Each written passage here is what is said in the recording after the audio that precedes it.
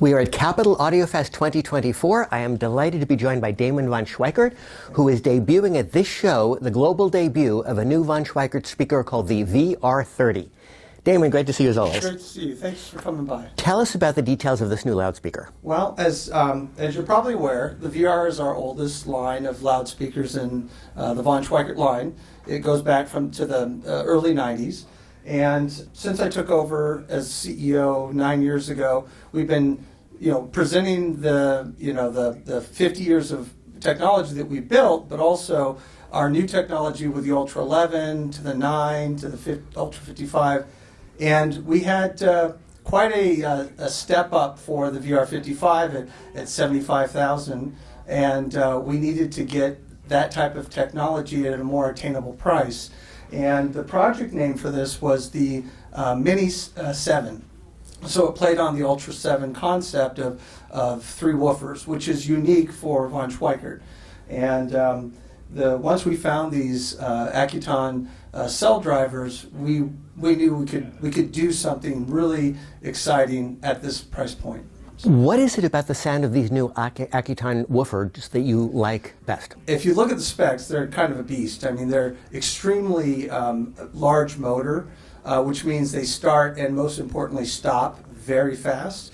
They have tremendous throw, so they're able to, for a small driver in a smaller cabinet, they put out a bass of, an uncompromising, full-range, large loudspeaker. And you can do it in a small room. How does the low-frequency response of this speaker with these new Accuton woofers compare to the sound of the low-frequency response in the VR55? It keeps right up there, but it can work in a very small room. You can't change physics in a much larger room or a medium-sized to large room. The Ultra 55 or the VR55 is going to be able to pressurize that area. What's nice is you get all that dynamic and wave pressure in a smaller to medium-sized room now. And in which other von Schweikert speakers are you using the same tweeter in the same mid-range? Well, okay, so this tweeter is used throughout their line, right? From the 1, which is our entry-level speaker, all the way up to our flagship Ultra 11s. It's the Beryllium tweeter. And then this mid-range is the mid-range from the VR55. Now, other than price, what sonic preferences would an audiophile have to prefer this VR30 over the VR55 or vice versa? I think it would be more about implementation, and that's the way it is with all of our speakers. From our flagship loudspeakers all the way down to the 1. We have the same first principles when it comes to acoustic performance, right? If it can't do the micro detail, the macro detail, the scale, the tonal accuracy, and the impact on the bass, then it's not a product for us to produce. So we look at implementation. This is really about achieving as much of that high-end ultra performance at $50,000 or $49,000 in the standard version in a smaller room. I understand you consulted with Stephen Norber on the development of this particular speaker. Yeah. How did that process come about? Well, I was very fortunate to be introduced to him professionally, but he actually knew my father from a ways back, and as we got to know each other, I really appreciated that, his first principles on design and incorporating our own technology to work with him, and we look forward to working with him in the future. What was the nature of that day-to-day collaboration like? Did you work on certain aspects of the speaker? Yeah, and did he work on components or vice versa? It was a team How did effort. that collaborate? Well, it was a team effort. We had a concept. We worked on driver selection, and he's really wonderful at network implementation, and we worked on voicing together. So it was a great team project. And I also see that you're using very cool colors. I saw in the Scott Walker audio room the Ferrari red VR30s, which look pretty cool. Yeah, the Soul Crystal red. Yeah. It's got wonderful amounts of candy coat. I mean, that's part of